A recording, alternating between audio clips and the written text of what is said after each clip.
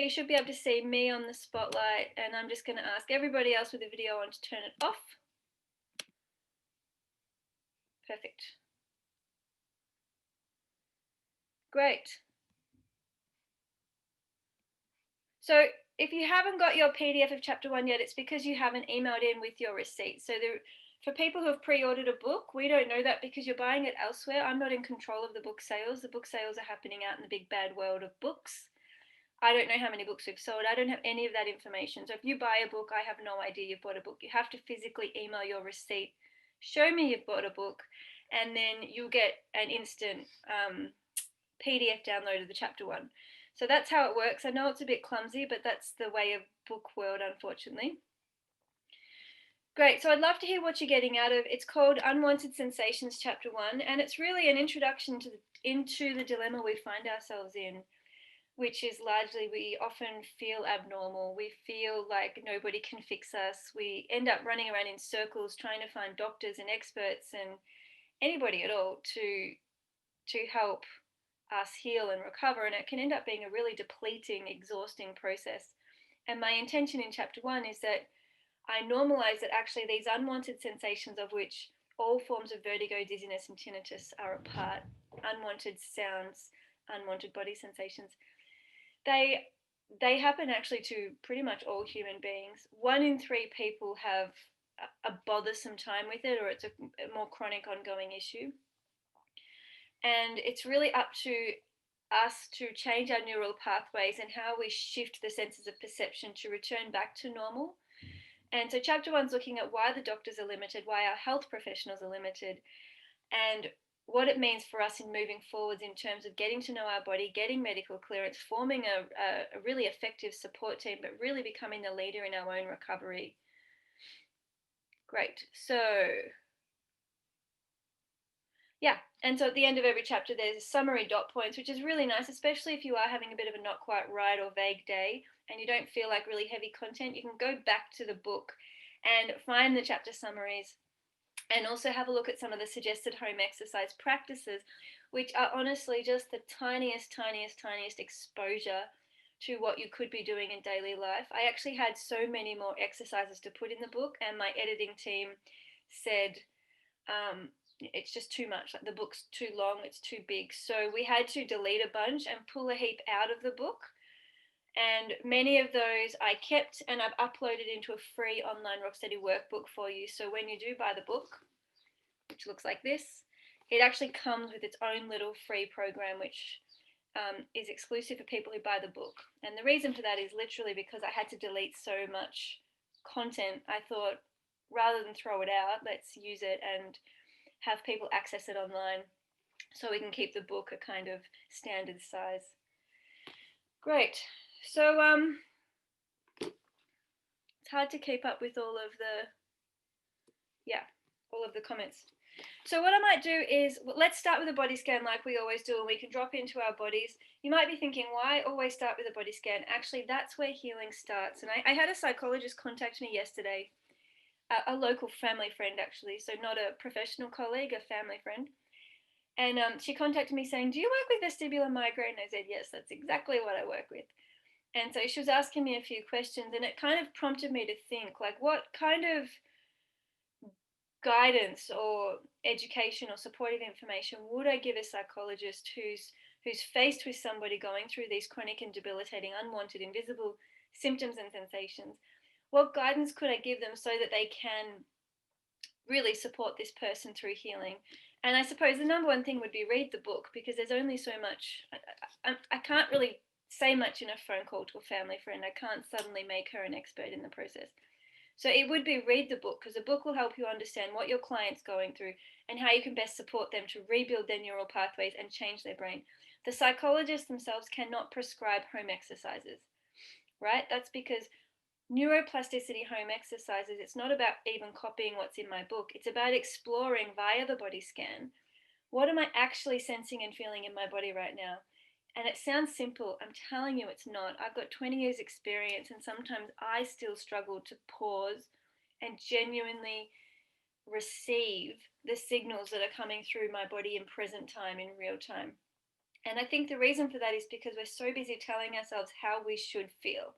And we're so busy telling ourselves what other people expect of us is so important. We should step up to that plate and we should be what they expect of us. And we're rarely stopping and saying, well, how am I right now? And can I be okay with how I am right now? And so the body scan gives us that entry into the body where we actually figure out what's going on right now, what neural signals are actually firing, what neural signals does the brain and body have access to, and if they're unpleasant, how can we support them and soothe them so the brain can sort them out? If you think about a software update in a computer, we have to identify the virus before we can fix it, before we can get a fix. And it's very similar with neuroplasticity. We have to be able to sit and sense and feel in the present moment, in real time, the data, the neural messages, the brain chemistry that's passing through our body and through our brain. So, coming back to the psychologist, this is not something we can talk about. You can't sit down on a couch and talk about it. You can't read my book and expect to come out the other end healed. My book teaches you how to do it. It's a process we enter. And I think my book also teaches people why we get stuck and why healing doesn't occur, and also why so many people don't understand it and don't know about it, and why there's so many health professionals out there who have no idea how to support clients and implement them through this process. It starts with the body scan. So few people have training in the body. And on the other note, out in the embodiment world and yoga therapy world and trauma therapy world, there are lots of people working in the body. So it's out there, but not necessarily in the context of vertigo, dizziness, tinnitus, audiovestibular disorders, and the anxiety, depression, isolation associated with this particular population group. So let's close our eyes, and I want you to ask yourself, who am I right now? Be really open-ended and see if you can be brave and courageous enough to actually feel through that answer. Who am I right now, and what am I sensing and feeling? And some of the things you're sensing and feeling might not be that pleasant. Other things you're sensing and feeling in this moment might be extremely pleasant. Perhaps you're sensing a feeling of community and connection, belonging and understanding. Perhaps learning about my book and this process, if it's new for you, perhaps that's giving you feelings of hope. Perhaps you're still feeling a lot of self-rejection, self-shame, guilt, uncertainty. Perhaps you're feeling extremely sad, disappointed, and depressed because you haven't figured out your neuroplasticity yet and you're kind of downing yourself about that. Notice all of this. Notice all of the little stories and little feelings and little neural pathways that are firing in your body right now. The more you notice, just like scanning a computer for a virus, the more things we find, the more bugs we can actually fix. The more we can implement the support, the more we can change those old embedded patterns.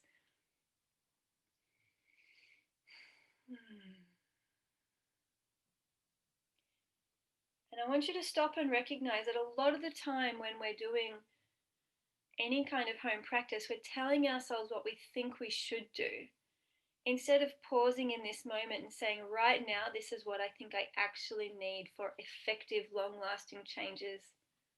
My body's telling me what I need in this moment.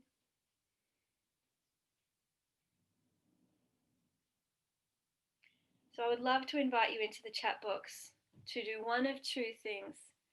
Either give an example of a time when you tell yourself what you think you should do, but you're not actually checking in with the body. It's coming from up here. It's like, well, I should repeat that vestibular exercise 3 times, and I should go for a walk, and I should go to the supermarket, and I should push through, and I should go to work. Give an example of being disconnected to the body and trying to heal up here, right? Which is not recommended and doesn't generally work because it's a disconnected process. What the body needs and wants is not being responded to, and instead the body's getting neural stimulation that it may in fact not want. So that can prevent recovery. It's really good to know when you're doing that, because if you can bring that awareness to, oh, I'm kind of bossing my body around again, I'm pushing through, I'm being demanding on my body. When you can notice you're doing that and you're no longer in neuroplasticity, you can actually start to change those behaviors because the awareness is there. The other thing I want to invite into the chat box is anybody whose body is scanning and noticing, oh, wow, I feel a bit XYZ today. What are you feeling in your body scan? What are you noticing in your body in this moment? Pop it in the chat box. And if you feel brave enough, maybe even you could suggest what you feel you need in this moment for yourself, which means you're actively going from a noticing, sensing and feeling in present moment here and now, and you're taking it that next step further to say, okay, well, this is what I want to do about it.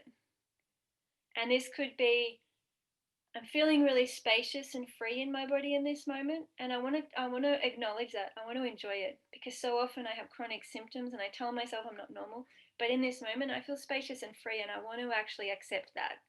I want to accept that spacious and free neural pattern firing system, and I want to own it. I want to breathe into it, and I'm not going to worry about when it ends or when it's over. I'm going to actually stay with it. All right, so I've got a few things popping into the chat box. First up, a lot of people are asking me if my book will be translated, if there'll be audiobooks, and if there'll be ebooks. And the answer is yes. A lot of it's out of my control, but we're looking at all sorts of translations into all sorts of languages, and it's all about hoping that those are picked up by people interested in doing the process. And yes, there's an ebook coming out soon and an audiobook. It won't be narrated by me, but it'll have an actor narrating it who will do an excellent job. All right. Shelley says, I chastise myself for failing to keep a regular practice to enhance neuroplasticity. And so, like, I would really question that, Shelley, because it almost sounds like there's this external dialogue going on, like, Shelley, you should be this and you should be that, when throw the should out the window.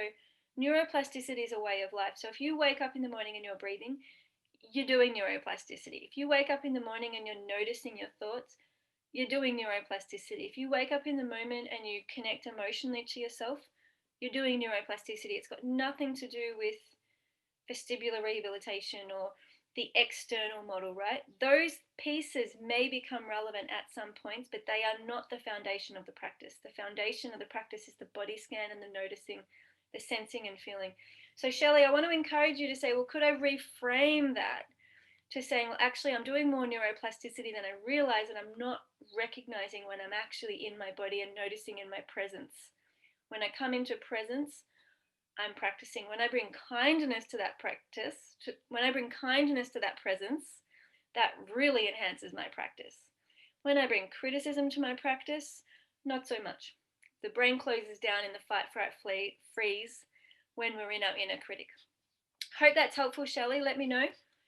Dustin says, I'm feeling butterflies in my stomach because of some big decisions I need to make soon. I need a hug. Perfect, Dustin, you nailed it. That's beautiful.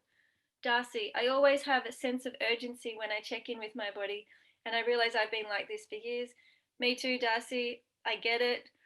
It gets better. Stay with it. And also, the noticing is part of the healing, but you're not alone. You're not alone at all. I've been shuffling around my kitchen and lounge room, being like, why am I so urgent? Like, just, woof. Like, this inner anxiety can boil up for reasons I don't always understand. Sean says, a wavy feeling and feet are cold. Great. So again, Sean, you might say, well, what do I want to do about my wavy feeling and feet being cold? You can do nothing. Taking no action is actually sometimes the best thing to do, but just simply noticing and bringing kindness. But still, taking no action is a conscious choice. Julietta says, I noticed tension even in my legs. I wanted to let go, breathe into it and relax. Beautiful. Kay, telling myself I need to go out and meet friends, even though I'd rather spend time with myself. Great. And just see if there's anything you want to do to shift and play with that to help it feel nice and warm and gooey, and to cultivate this new normal that we're going to be talking about on the call. Other things coming through are fear, sinus, eye pressure, heavy head, headache, pain in the side of my eye, feeling exhausted after a busy, noisy weekend. My body wants quiet. Nervous, and I admitted my failure. Should I listen to my tinnitus and own it instead of panicking and trying to push it away? That's a great question, Karen, and I would say play with that. It's best if you can tune in and acknowledge, and well, my book really explains all of the answer to that question, to be honest, but there's no right or wrong way, right? Pushing it away is not going to help. Pushing it away is what everybody's tried for as long as they've tried it, and they're still stuck. But you can try and listen to it with a sense of curiosity, awe, and loving kindness. It's the way you listen to it. It's the relationship you develop to your tinnitus that's going to change the neural firing patterns. So play with that, and follow the guidance in my book or the Rock Steady program. Pressuring myself to always be practicing when sometimes I need a break to just be. And remember, a break to just be is the ultimate practice. That is the ultimate neuroplasticity practice. I call it non doing. In yoga, we talk about shavasana and all of these observation practices where we're literally non doing. We're consciously stopping doing and bringing our presence to what is arising in that moment. That is the ultimate practice. Neuroplasticity has nothing to do with doing, right? People think it is because it's like, well, I go to the gym and I pump iron, and the more I do it, the better I get. It's actually not like that. We're not building a muscle. We're changing the way we relate to the world. The more stimulation and the more busy we are, the harder it is to change the fundamental relationships. We want to keep it simple. When we body scan and stop and notice and stop doing, we actually have more capacity to relate to the direct neural firing signals and change our relationship to them. And this could be changing our relationship to the wavy, dizzy, vertigo signals, or changing our relationship to the tinnitus sounds. The more simple the practice, the more non doing, the more we can bring that emotional content and that relationship content to the forefront, because we're not distracted and busy, you know, riding a bicycle or skiing or gardening or crafting. These are partially distractions. So keeping it simple and non-doing can be really, really, really effective to get that intensity, frequency, and duration of being with the actual signal. That's the neural pathway you want to directly impact. So I feel excited and big. I want to explore and expand a sense of freedom. All right, so I can't keep up with all of the comments. So this is a really common comment. I'm just going to read out from Sarah. I feel a sense of being stuck, going around in circles after 6 years of dizziness, endless tests, medications. I feel people think I'm faking it so I don't have to work. Like, I hear you, Sarah. I'm honestly, if you relate to that statement, can you just give me a yes in the chat box? I'm sure there are heaps of people on this call who totally feel you. And for me, this is tragic. Like, the one thing I hope my book changes over the next decade is that people are not caught in this endless medication loop, that they're not feeling disempowered, that they're not feeling helpless, hopeless, that I mean, it's almost like it can feel like the outer world is ghosting us because we know what we're feeling. We don't feel right. We've got these invisible symptoms, and for us, it's very real. But the outer world's like, no, you're fine. You look great. Your tests are normal. Like, you're faking it, kind of, is the underlying message. And it's you're not faking it. Whatever you feel is real. I cover that right in the front of the book. I'm pretty sure it's in the preface. Whatever you feel is real. Your neurons are firing what you feel, whether that's dizziness, nausea, not quite right, astronaut feelings, any sounds at all, any tinnitus body sounds. Your body is firing those along a neural pathway. And the only person who can change those and control those is you. Not the doctors, not me, not the audiologist, not the psychologist, not the physical therapist, nobody. It's a personal inner process, and it's about noticing what we sense and feel, leaning into it, and letting the brain change it. And you might think, Joey, why on earth would I want to stop everything and listen to the very things I don't want to feel? Good question.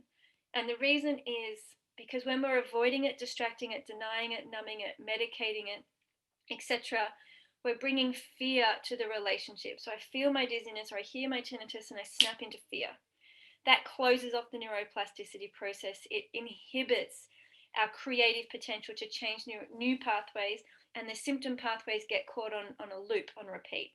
Not only that, the more we hate it and the more we're afraid of it, the more neural energy the brain allocates to the problem, because the brain thinks, well, if you're thinking about it, if you're kind of obsessing over it, if you're checking on it, I'm going to give it more energy because you're clearly interested in it and I want to help you out. I'll help you out by giving more neural signals over there at the dizziness and the tinnitus or the nausea or whatever not quite right pathway is, or pain.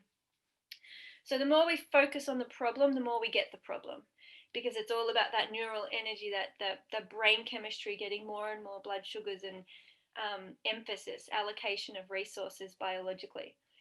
So when we lean in and we notice with loving kindness, when we notice with curiosity, when we notice with non-judgment and a lack of bias, which means we're not wanting to get rid of it, we're not saying it shouldn't be there. When we're genuinely leaning in with curiosity, we change the brain chemistry, we change the oxytocin, the dopamine, we change the way we feel about symptoms. And you have to understand, we think it's the symptoms that are really hurting us and getting us down, when actually there are plenty of people out there who love their tinnitus sounds, who pay money to get dizzy and elicit vertigo. They want to feel it. Their emotional relationship to these bodily sensations is one of fun and excitement, and they love it, right? So the symptoms themselves are not an issue. It's the relationship we have to the body sounds and the relationship we have to the body sensations. If we can shift them into more of a curiosity, neutral, we don't want high emotion. High emotion leads to more neural firing. So if we can just kind of make them boring, no big deal, is the approach I suggest in this book. You don't have to love them. I just want to make that clear. There's some nice outcomes if you love what you feel in your body, and I've had clients who have gone from hating their symptoms to loving them. It's possible, but you don't have to. The other way to hack the system is to actually take the no big deal approach and make your body bored of them. So it's no longer giving biological emphasis and allocation of resources to those neural networks. We want it to fizzle out and dissipate. So there's like probably 20 or 30 yeses in the yes box, Sarah. So you're completely supported. People understand. Someone said, so are you saying I don't go to the doctors for this? Absolutely. I literally have an entire chapter on getting medical clearance. I recommend everybody get medical clearance. It's complete negligence to yourself to not be informed, because the worst case scenario, it's rare, but the worst case scenario is we're body scanning and meditating instead of getting surgical removal of a tumor, right? You want medical clearance. You want to know that you understand your body. It could be that you go through medical clearance extremely quickly in just a couple of visits.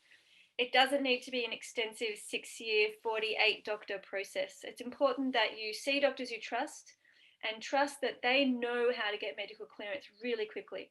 Medical clearance does not mean you have a diagnosis, right? I cover this in the book. So I'm just going to read you through the table of contents. Then I'm going to shift over to doing a short reading of the new normal, so we all know where we're moving towards. Yeah, that's another really common comment, Joanna. This, oh, you look okay, you should be over it by now, or you look great, and often the person inside's like, I know I look good, but I feel awful. Like it's so frustrating, and it can make us question ourselves and doubt ourselves, which leads to enormous body image, body shaming, self-esteem.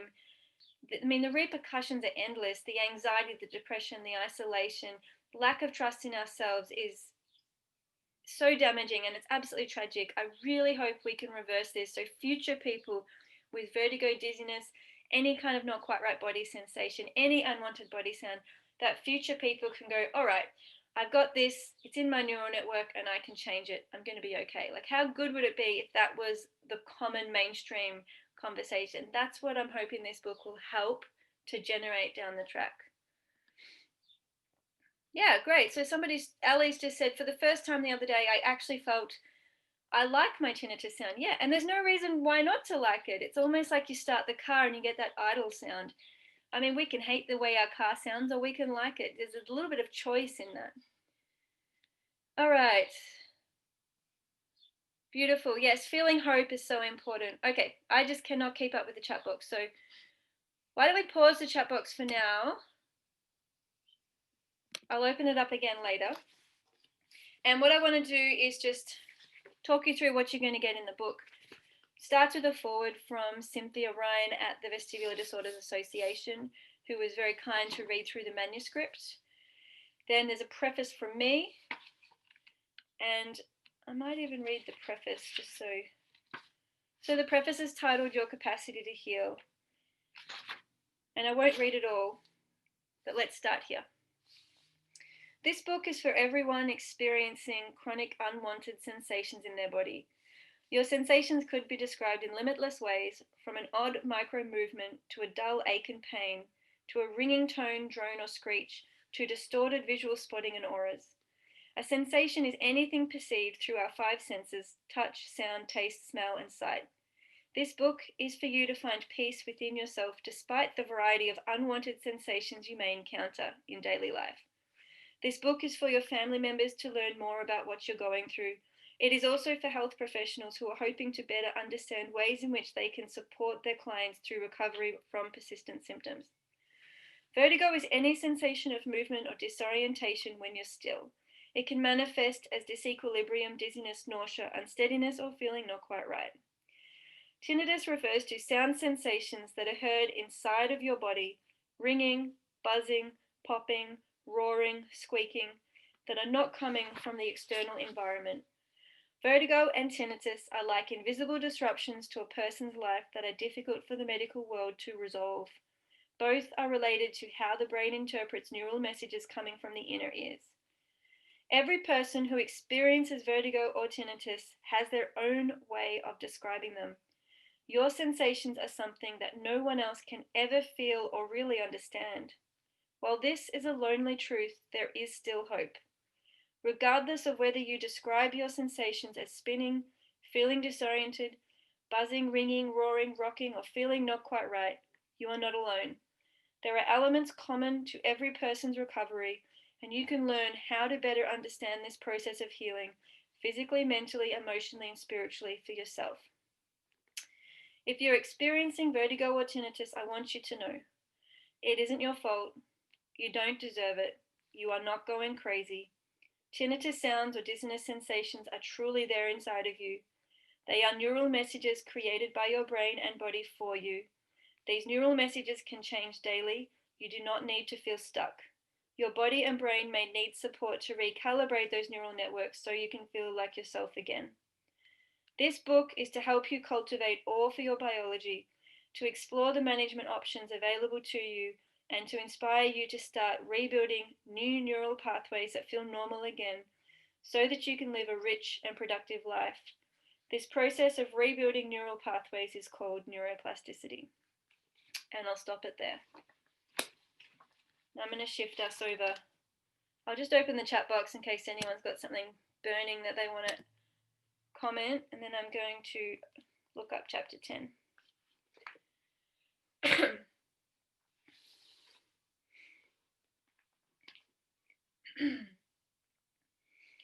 Yep, like I already said, there'll be an audiobook.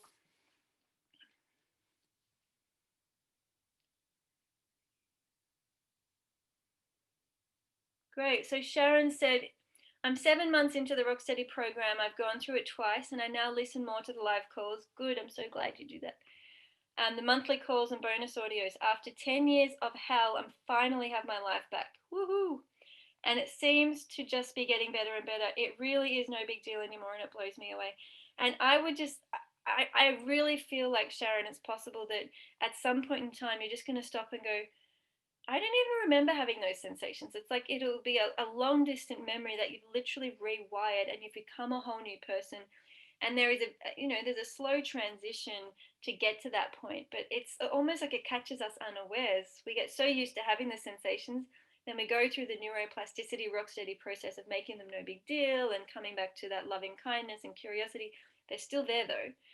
And then with time, it's almost like they're not there anymore. And it's like, oh, do I have them? Were they there? And it becomes this old memory. And that's something to look forward to too. It's like actually really changing. Is yoga nidra as beneficial as body scanning? I would say like yes, except remember that my only piece that's different about yoga nidra that I would comment on is yoga nidra is often an external voice guiding you through an externally prescribed process. Body scanning is when you do that for yourself. So you're the person with the voice scanning where you want to scan in any order, in any rhythm, etc. So yoga nidra is a great tool to use and to come back to, but eventually you want to not need to listen to my audios or anyone's audios and to be actually doing it yourself in real time anywhere at all where you don't need a device. So I hope that answered your question.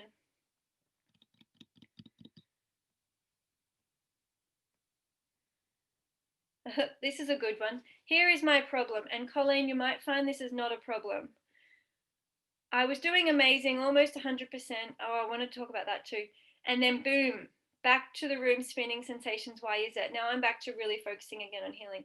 I would say ask your body, Colleen. Ask your body what's showing up for you and what's going on. I actually had a moment of like true spinning vertigo through the just recently, like through the book launch, finalizing book publication process. And to me, it just felt really expected and really normal. Like I was in a spin. My life felt really stressful with deadlines, which I'm not used to. I mean, one of the reasons I run my own business and I'm my own boss is because I don't like deadlines and I don't like people telling me what to do and when to do. And it kind of felt like I was in that world for a brief moment, dealing with other people and external deadlines. And I felt like my life was spinning and the anxiety was up and doubting myself. And so I would just say, it's not always obvious. And sometimes it'll be 10 years later that you're like, oh, that makes sense now. But rather than ask somebody else, why is this happening? Ask your body and truly deeply pause and listen. Physically, mentally, emotionally, and spiritually, what is spinning inside of you?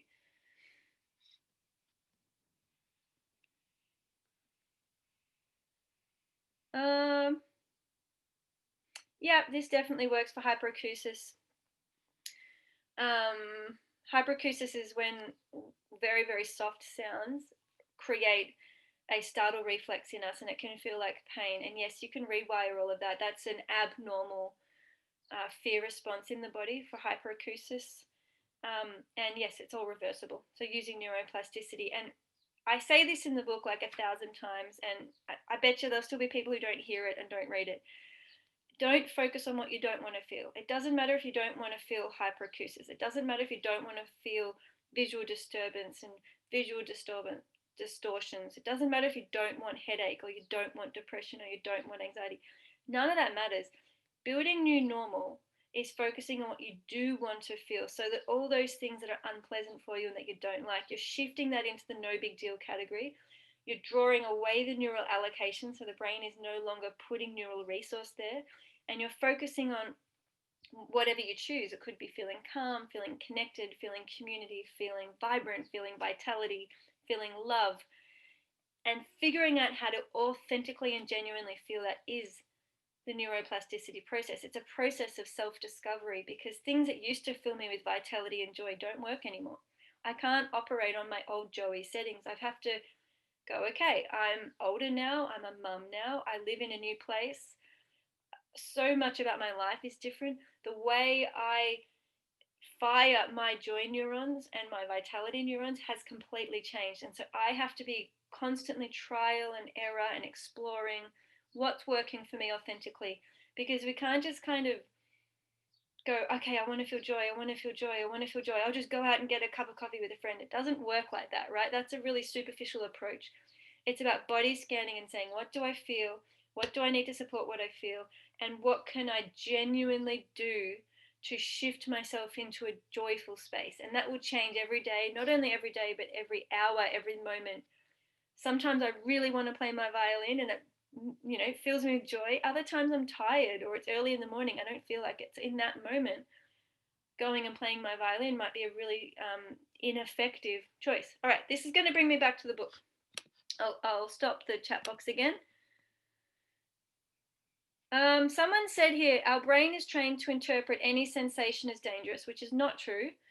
But it is not possible to be in a body without sensation, so we get stuck. No, that's complete misinformation. Whoever told you that, Rocco, throw it out the window. Our body is trained to love sensations. My goodness. I mean, you could go from doing the rock steady process, which is a fear of sensation, a fear of feeling. The other extreme is Tantra, where we take sensations and we channel them into pleasure, like really deep, blissful, ecstatic, orgasmic pleasure. That is the same process as rock steady, but it's the other end. It's the pleasure end instead of the fear end. We are totally designed to be creatures of pleasure and to enhance pleasure by focusing on it, exploring it, and finding it. And so throw that out the window, Rocco. Our senses are to help us navigate safety, including identifying danger, but we are not designed to interpret any and all sensations as dangerous at all. That's just not logical and not meaningful, not rational and not science.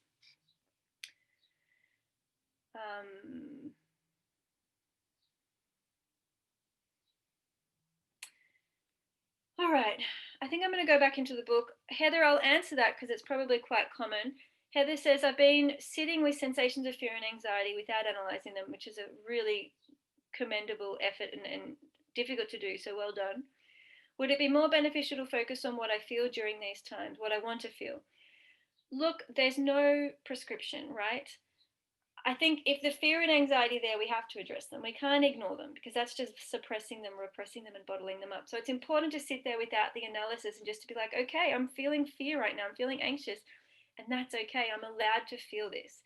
And you might want to hold yourself physically, touch yourself. There might be things you want to do to help you ground and neutralize it and breathe through it.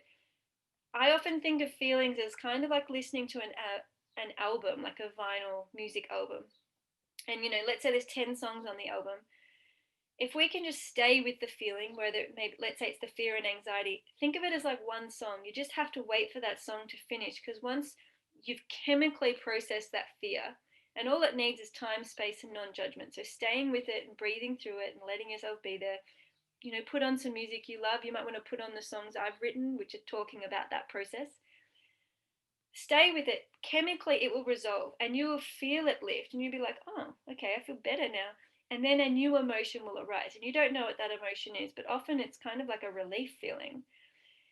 That'll be like the next song in the record. Now, if we don't stay with it with non judgment and kindness and feel through it and breathe through it and do what we need to do to stay with the body, it's almost like it gets caught, and then we can be living in anxiety and fear for weeks or months, because it's like the vinyl is caught on repeat and it's jumping and it's never actually completing the song.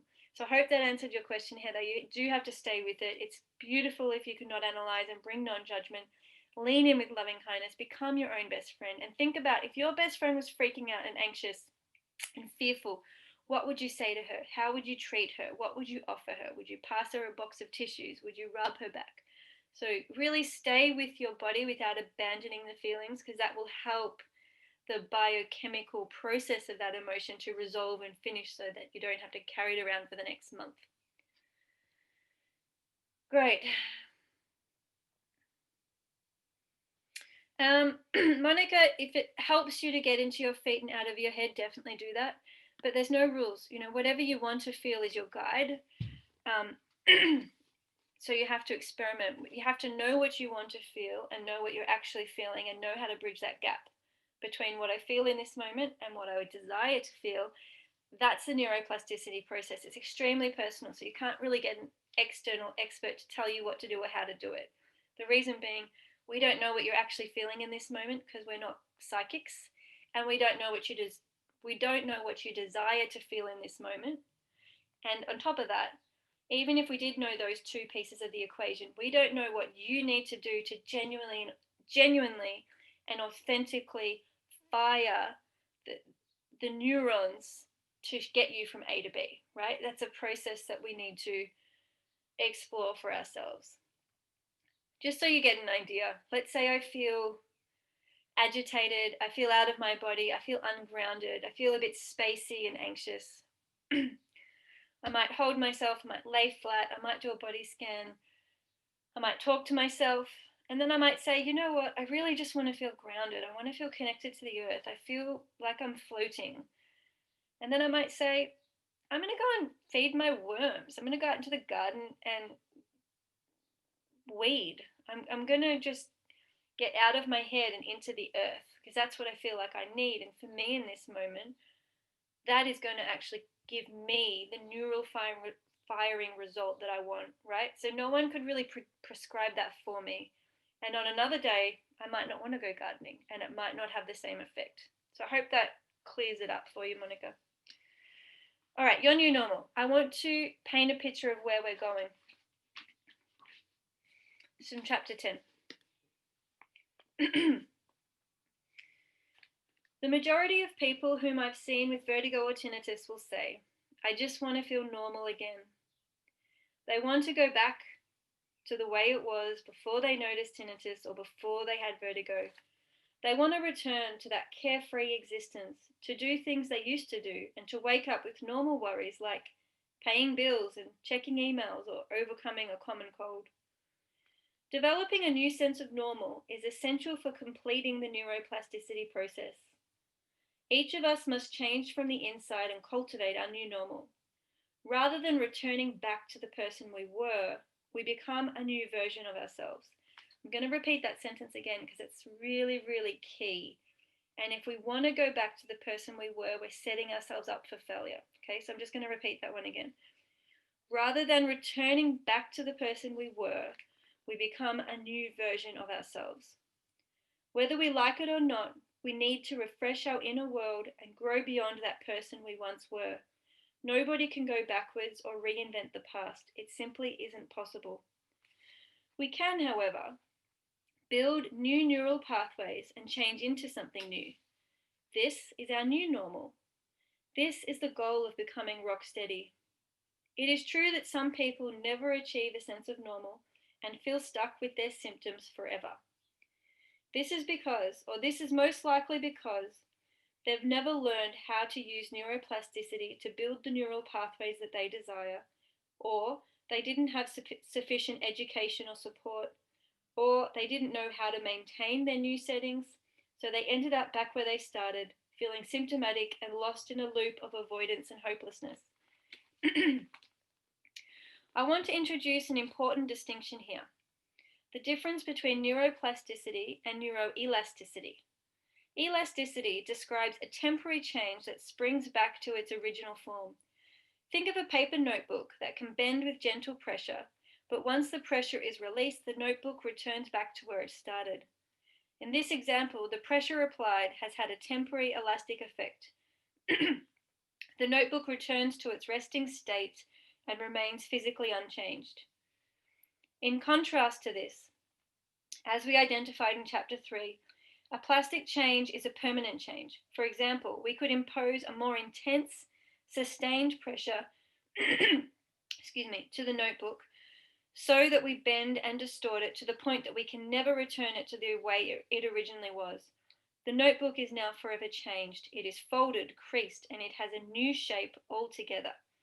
This is why neuroplasticity takes a certain amount of effort to get the results we desire. If the stimulation isn't focused or specific enough, the neural pathways spring back to where they started, like an elastic band, and we feel unchanged or stuck. Many people try devices or exercises and ultimately return back to where they started, feeling as though nothing has changed or worked. They're likely to be frustrated and unknowingly limiting themselves to neuroelasticity. They keep trying things out, yet bounce back to where they began. This can happen if your daily neuroplasticity practice is not customized with sufficient time, duration, and intensity of neural firing for your desired feelings. I'll repeat that again. This can happen if your daily neuroplasticity practice is not customized with sufficient time, duration, and intensity of neural firing for your desired feelings. Building new neural pathways takes time, effort, and attention to detail. And this is where you guys come in. You have to have attention to the detail you need in that moment, in that presence, which is why it always comes back to the body scan. That gives us the capacity to have gentle, non-judgmental observation and attention to detail. And I often think that's the process that's overlooked and skipped in mainstream therapies. It's this attention to detail of self-study. So coming back to the book, it's not a one-hit wonder or random event. It's a finely tuned process that you sort out for yourself in any moment, and no expert can tell you how you are to do it. Neuroplasticity happens in the now. To create a neuroplastic change, we must focus intensely and consistently on our desired feelings so that we can build lasting neural networks. Neurons grow where attention goes. If healing doesn't just happen magically for you, you will need to make it happen through intention, trial, error, and practice. You need to navigate and discover what works for you. Nobody else can tell you how to feel inner peace because that is something only you can discover within yourself. I might leave it there, but I wanted to also read a little reflection I had as I was writing this last chapter of the book. Some of you may remember I shared this in my Facebook group. I was surfing and I perforated my eardrum.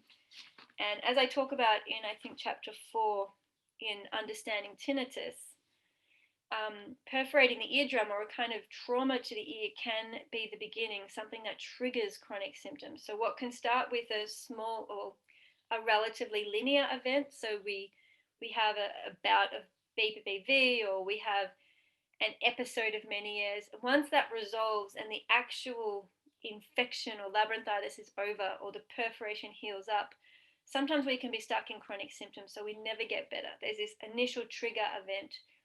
So as I went through my perforated eardrum, I was starting to contemplate, what does it mean to be the new normal? So I'm just going to fast forward to a new part of the book. All right, I'm going to start up here. With our new normal, we stop comparing ourselves to others or how we used to feel. Instead, we show up every day just as we are. We celebrate our life and we feel our way through it. We make the best decisions we can to keep our seesaw side of joy, calm, and inner peace high. It's a reference from another chapter. We know ourselves better and are less impacted by external stresses and strains. We can prepare ahead and create environments that allow us to thrive. We are now experiencing less internal judgment, pressure, or criticism. We are free. We've stepped into our truth just as it is, and our new normal feels good. Being normal might be enjoying work, keeping the house tidy, caring for grandkids, traveling, planning a hike, training for a fun run, joining a local band, starting a weekly yoga class, dating, falling in love, or changing careers to suit your new sense of self. The options are endless, but what each has in common is that we are living with the freedom to choose to do what we want to do. We are making normal decisions with joy, not fear. We choose joy because we can. Our inner dialogue says, yeah, I can give it a go. I want to. I choose to. I've got this. Sounds fun. Great. I'm in. Thanks for the invite. I'll be there. Or, I'm staying home today. I need a quiet one and I'm looking forward to it. So we know ourselves. When I first drafted this chapter, I had a perforated eardrum. While surfing at dusk, my surfboard slammed into my left ear. There was a sharp and sudden pain. It was unpleasant. My first thought was, thank goodness I have a strong skull to protect me. I feel shocked, but okay. I couldn't believe the irony of writing my final chapter about being normal while I had a bleeding, weeping, hissing, painful left ear. Then I realized how far I've come now. I really am normal. Previously, the loud hissing tinnitus would have freaked me out and distressed me, with ego voices saying, what if I'm like this forever? What if I can never sleep again? What if I lose hearing? As I lay in bed that night after the accident, I couldn't sleep, but I could find peace. I thanked my body for healing. I could literally hear my body entering its healing phase and loudly ramping up the repair processes within my ear. I was grateful for its efficiency to heal. I felt pain, yes, but I didn't feel fear or irritation. I was doing what I love, being in the ocean, surfing at dusk. I can't complain. Accidents happen. It's nobody's fault, not mine, not anyone's. I can accept that I feel this way, and I can support my healing without making this a big deal. I took this in my stride. I rested all evening, hardly sleeping, but always feeling ease, calm, and support within myself. The next day, my alarm sounded at 5:40 a.m. to remind me to get ready for the yoga and mindfulness classes I was running at a friend's coastal riders retreat. There were people waiting for me and expecting me to teach them that morning at 7:30 a.m. I felt into my body and checked what was best for me. Okay, so that's an example of doing a present time body scan. I felt into my body and checked what was best for me. Did I need to call in sick and stay in bed? Was I dizzy? Could I teach? Did I have enough energy to drive an hour safely after a sleepless night? It felt clear to me that I was fine. I had pain, noises, and clear gunk weeping from my ear. But aside from that, I felt normal. I felt gentle. When I arrived at the retreat, there were 30 or so people talking enthusiastically and socializing. I suddenly realized that my hearing was partially muted in my left ear due to the gunk blocking my eardrum and canal. I knew it was temporary deafness and nothing to concern me. I also realized that I enjoyed being closer to myself. The outer world was muffled and quieter. This felt spacious to me. I liked time alone with myself, and having this muted hissing sound was keeping me in my body and present. I felt powerful, grateful, gentle, and even more connected to my inner self. I knew that all of these stronger sensations would pass, but for now, I was just being curious and feeling it. I thought to myself, I can hear enough. I'm satisfied with my hearing today. It is not what it was before the surfing accident, but it's good enough. I'm not worried. I feel more connected to myself and more inwards. The injury is calling me home, and here I am in my body, home. I like me just as I am. I am my version of normal, and I feel a deep sense of gratitude for this fact. Like everyone else, I am ordinary and extraordinary. I am as I am, changing in each moment, evolving, growing, learning, and surrendering to everything that I can't control. So that's a little snippet from chapter 10. Thanks for listening, and I'm going to open up the chat box. I want to finish this call by saying, please email me your receipts if you've pre-ordered 6 or more books, because I will send you a free copy, an extra copy, signed with a note from me to say thank you for supporting me and supporting the book. For me, this is really, it's a mission that I'm passionate about, because I don't want people tragically living with symptoms for months, years, or decades. I think as health professionals and as medical professionals, we need to do better. I think we need to offer more education and more support. That's why I started Seeking Balance. I'm really passionate about changing the conversation. I would love you to get in touch with me. If you know anyone who might be interested in talking about my book on their podcast or their YouTube channel or their radio show or their TV show, if you have any connections of people with media influence, please get them in touch with me, because I really feel like this conversation needs to be louder. I'm only one woman in a very small beachside community in Australia, and there's only so much noise I can make. So if you can help me get this book out into the world, you can do that either by sharing my book on your social media channels. Let people know. 1 in 3 people have bothersome, unwanted, invisible symptoms. It's everywhere. You are not alone. A lot of people are self-medicating, avoiding, distracting, denying, not enjoying their body, and it's all preventable and it's all reversible. So please share this in all of your social media channels. If you know any influential people, let them know about my book, buy them a copy, give them a copy, get them in touch with me. I'm happy to be on media and be a voice for this conversation. And I like to think of it as a conversation starter, because I'm hoping with time more and more people will be doing research and helping support my vision. So yes, please pre-order my book. There's 9 days left of the pre-order campaign. Okay, if you want to join my Inner Circle book club, it's going to be amazing. I can't wait to meet the people who join. You can't buy a ticket. So the way to get into my Inner Circle book club, we're going to meet for 5 months. We're going to go through the book together. It's going to be like a small private therapy group, spiced up with a little bit of a Joey flavored book club.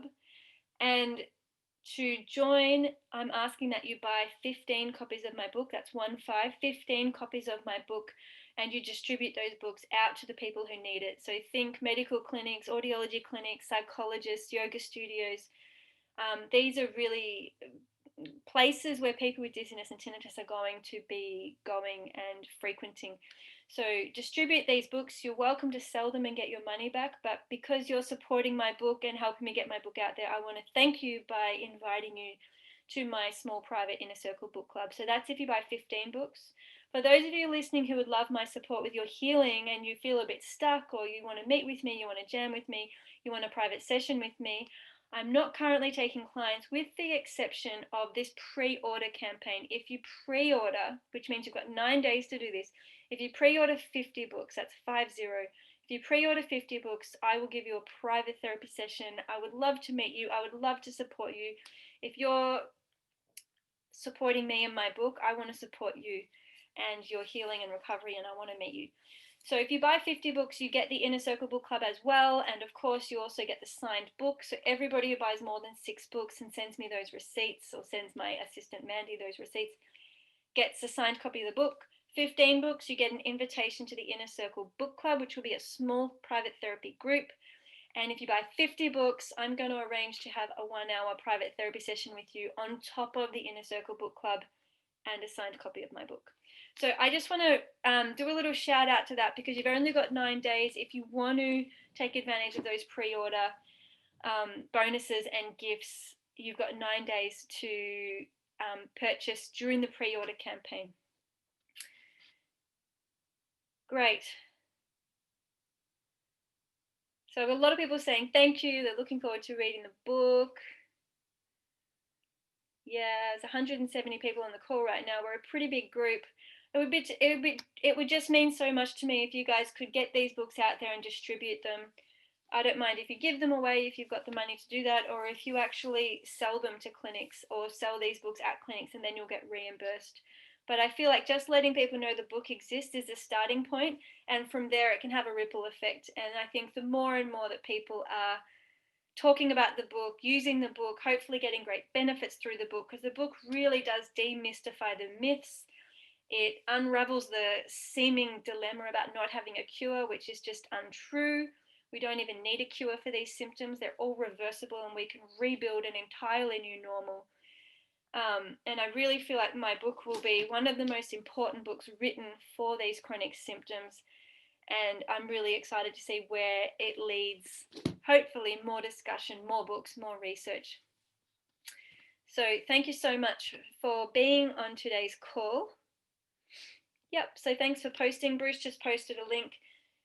You can buy the book anywhere, really. Just search for my name, Joey Remenyi, under the author. You can buy it at Booktopia, Fishpond, Book Depository. Honestly, it's at lots of independent bookstores. It's at Amazon. So if you can't find it in one place, look again in another place. You can buy it in Europe. I think I saw someone say earlier they couldn't pre-order it from Netherlands. You can just try a different website, you know. And please do, especially if you want to get on, take advantage of these pre-order bonuses. Thank you for posting those links, Bruce. Wonderful. Yes, I'm looking forward to reading my book too. Great.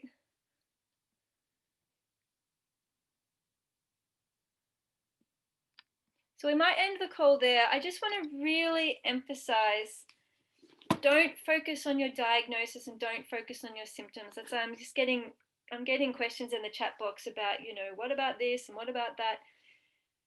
It's not going to help you heal. You really need medical clearance. You need a doctor to sit you down and say, we're not worried about you. We think your brain's working well enough. Your bloods are good enough. We can't find any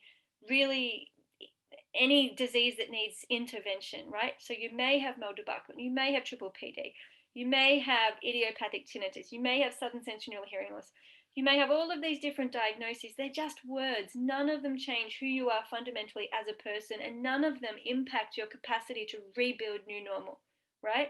So important. I have a whole chapter on not getting bogged down in diagnosis, and the entire book is talking about don't focus on what you don't want. In fact, that's covered in my 7-day program as well, which is a wonderful place to start. If you're new to this, you're waiting for the book, try the 7-day support program, because it's practical and it will help you implement neuroplasticity and get the best out of the book too. Beautiful. All right. Oh, that's nice, Moira. Someone gifted the book to you. That's wonderful. So the book's ready for pre-order right now, Jonathan. And yes, you can buy it by Amazon in the US if you choose. There's many different places you can buy it. So you can pre-order right now. You can literally open up a new tab in your computer or on your phone or on your iPad. You can go to my website, so seekingbalance.com.au. You can see the link there that says my book. And on that page, I have information about the book, including a couple of quick links of where you can buy it. Fishpond, Book Depository, Booktopia, Amazon, and there's so many more. I just can't list them all. And, you know, I've had people buying it in Israel, in the Middle East. I've had people buying it in Asia.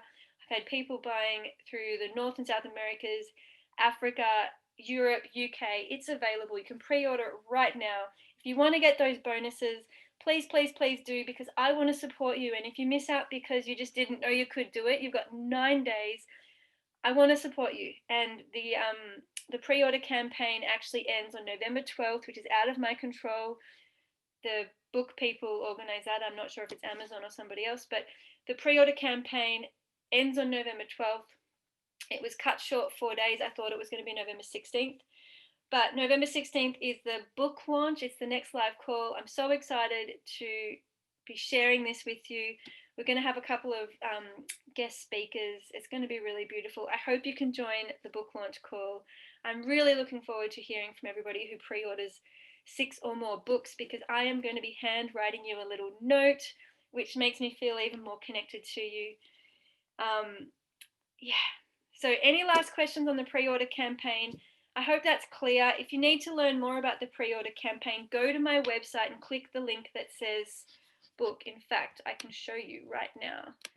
I'll share my screen. For those of you who are a bit confused and wondering, okay, all right, you should be able to see my website here. So this is just from my regular website, and I've clicked on the link book. And from here, you've got quick links to buying the book, so you can buy it from wherever you choose. And there's also lots of praise from people who've peer reviewed the book. And this is where you learn about your pre-orders. These are different email addresses. So if you buy one book, you've got to email it to this address, click the button. And if you pre-order 6, 15, or 50 books, there's a different email address. So click on the appropriate email to make sure it lands in the right place. My Inner Circle Book Club is going to be amazing. I'm really excited to meet people who choose to do that. It'll probably be a morning call for Australia, and a lunchtime call for America, and an evening call for Europe. Similar time to what we're on now. But I'm actually going to customize the book club depending on who joins and what time zone you're in. So get in touch with me and let me know your time zone when you email in your receipt. So I hope that clears it all up. There's lots of information in there. There's also a little bit of guidance about what you can do with the extra books you buy. If you buy multiple copies, you have to think about where you want to donate them, how you want to distribute them, where you want to get them out.